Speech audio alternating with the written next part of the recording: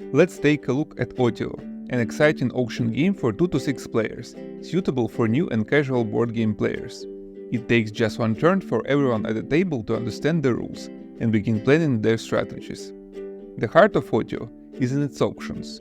Each turn 7 new cards are dealt on the table and the players will bid for a chance to take the best one. Everything happens fast.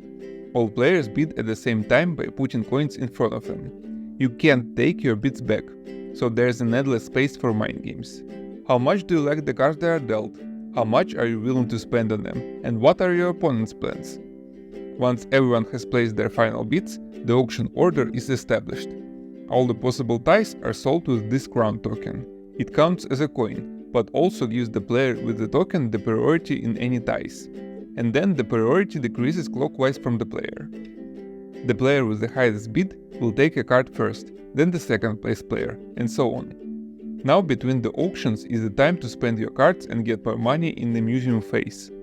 The goal of Otio is to be the first player to purchase all 3 kinds of museums. First, second and the third.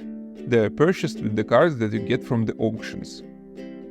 Each museum has a cost in different colored cards.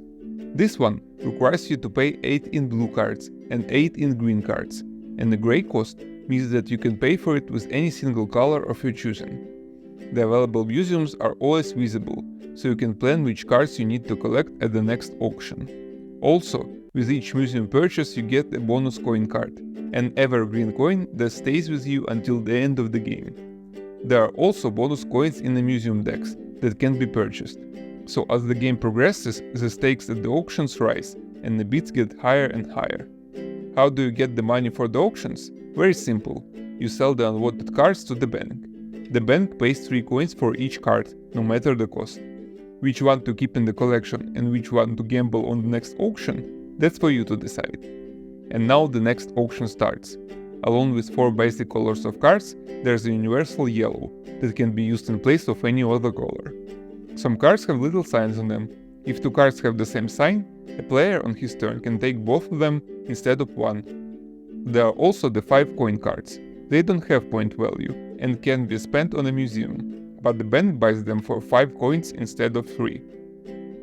Otio presents a fascinating mix of game-long economical strategy with short and exciting auctions, full of mind games and player interaction.